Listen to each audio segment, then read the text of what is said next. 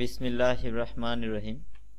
হিসাব বিজ্ঞান অনলাইন ক্লাসে সবাইকে স্বাগতম। আমাদের আজকের পাঠ হিসাব বিজ্ঞান দ্বিতীয় পত্র শ্রেণী দ্বাদশ তৃতীয় অধ্যায় নগদ প্রবাহ বিবরণী। পাঠ উপস্থাপনায় মোহাম্মদ আতাউর রহমান, প্রভাষক হিসাব বিজ্ঞান, সিরাজাবাদ রানা শফিউল্লাহ কলেজ। আজ আমরা নগদ প্রবাহ বিবরণীর পরোক্ষ পদ্ধতির লেকচার 6 উপস্থাপন করব। আজকের প্রতিপাদ্য বিষয় অর্থায়ন কার্যক্রম হতে কিভাবে নগদ প্রবাহ নির্ণয় করা যায় সেটি শিখব। নগদ প্রবাহ বিবরণীতে নগদ অর্থের আগমন এবং বহির্গমনের প্রধান তিনটি খাত থাকে, যার প্রথমটি হচ্ছে পরিচালন কার্যক্রম হতে নগদ প্রবাহ, যেখানে চলতি সম্পদ ও চলতি দায়ের হ্রাস বৃদ্ধি, অবচয় অবলোপন ও স্থায়ী সম্পদ বিক্রয়জনিত লাভ বা ক্ষতি দেখানো হয়। দ্বিতীয় ধাপটি হচ্ছে বিনিয়োগ কার্যক্রম হতে নগদ প্রবাহ, যেখানে মূলত স্থায়ী সম্পত্তি এবং দীর্ঘমেয়াদী বিনিয়োগ ক্রয় বিক্রয় দেখানো হয়। এবং সর্বশেষ যে ধাপ সেটি হচ্ছে অর্থায়ন কার্যক্রম হতে কিভাবে নগদ প্রবাহ নির্ণয় করা যায়, আর সেখানে কি কি যায়: দীর্ঘমেয়াদী দায়, মূলধন উত্তোলন ও নগদ লভ্যাংশ পরিশোধ। আমরা একটি টেকনিক শিখব সম্পদের সাথে নগদের বিপরীত সম্পর্ক এবং দায়ের সাথে নগদের সমসম্পর্ক। বিষয়টি এইরকম: সম্পদ বাড়লে নগদ কমে, যেহেতু সম্পদের সাথে নগদের বিপরীত সম্পর্ক। সম্পদ বাড়লে নগদ কমে, সম্পদ কমলে নগদ বাড়ে। আর দায়ের সাথে নগদের সমসম্পর্ক, তাহলে দায় বাড়লে নগদ বাড়ে, দায় কমলে নগদ কমে।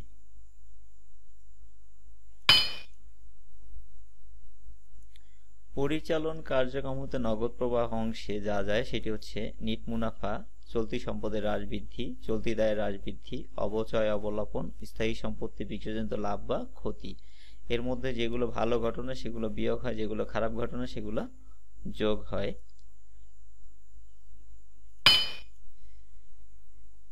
বিনিয়োগ কার্যক্রম হতে নগদ প্রবাহ অংশে যা যায় সেটি হচ্ছে স্থায়ী সম্পত্তি ক্রয়, স্থায়ী সম্পত্তি বিক্রয়, দীর্ঘমেয়াদী বিনিয়োগ ক্রয় বিক্রয়। নগদ টাকা আসলে যোগ হবে, নগদ টাকা চলে গেলে বিয়োগ হবে।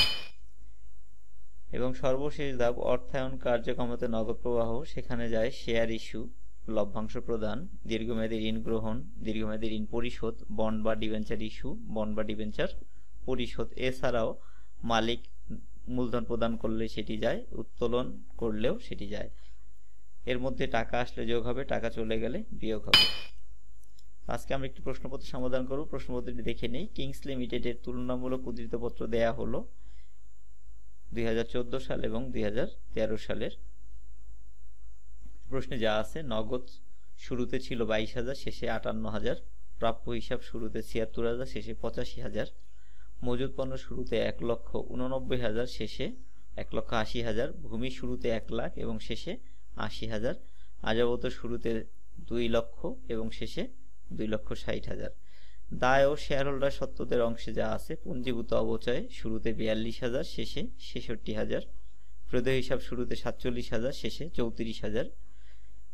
10% বন্ড শুরুতে 2 লাখ এবং শেষে 1,50,000। শেয়ার মূলধন শুরুতে 1,64,000, শেষে 2,14,000। এবং রক্ষিত আয় শুরুতে 1,34,000 এবং শেষে 1,99,000। এছাড়া অন্যান্য তথ্যে রয়েছে নগদ লভ্যাংশ প্রদান 40,000, নগদের শেয়ার ইস্যু 30,000 টাকা। আর পরিচালন কার্যক্রমের টাকার পরিমাণ 1,36,000 এবং বিনিয়োগ কার্যক্রমের টাকার পরিমাণ নেগেটিভ 40,000, অর্থাৎ এখানে নগদ টাকা বহির্গমন হয়েছে 40,000। আমাকে যা করতে হবে সেটি হচ্ছে নগদ প্রবাহ বিবরণী প্রস্তুত করো। আমরা একটু সমাধানটা দেখার চেষ্টা করি। সমাধানটি এইরকম: আমরা শুরুতে লিখব নগদ প্রবাহ বিবরণী। এর প্রথম অংশে লিখব পরিচালন কার্যক্রম হতে নিট নগদ প্রবাহ, যেটা প্রশ্নে দেয়াই ছিল, সেটা ছিল 1,36,000টা লিখলাম। এরপরে দ্বিতীয় ধাপে বিনিয়োগ কার্যক্রম হতে নগদ অর্থের ব্যবহার ছিল 40,000 নেগেটিভ ফিগারে, সেটা দেখালাম। এখন চলে যাব অর্থায়ন কার্যক্রম হতে নগদ প্রবাহ, যেখানে শুরুতে আমরা লিখব লভ্যাংশ প্রদান। সমন্বয় ছিল লভ্যাংশ প্রদান 40,000, এটির কারণে নগদ টাকা চলে যাবে, তাই এটি বিয়োগ করে দেখাতে হবে। এরপরে ছিল নগদের শেয়ার ইস্যু, তো নগদের সাধারণ শেয়ার ইস্যু করেছে 30,000। শেয়ার ইস্যু মানে শেয়ার বিক্রয়, তো শেয়ার বিক্রি করলে টাকা আসে, তাহলে শেয়ার ইস্যুকে যোগ আকারে দেখাতে হবে। এছাড়া আমরা চলে যাব দীর্ঘমেয়াদী দায় অংশে। এখানে দেখা যাচ্ছে আমাদের শুরুতে বন্ড ছিল 2 লক্ষ টাকা, শেষে 1,50,000 টাকা। এর মানে হচ্ছে 50,000 টাকার বন্ড পরিশোধ করা হয়েছে।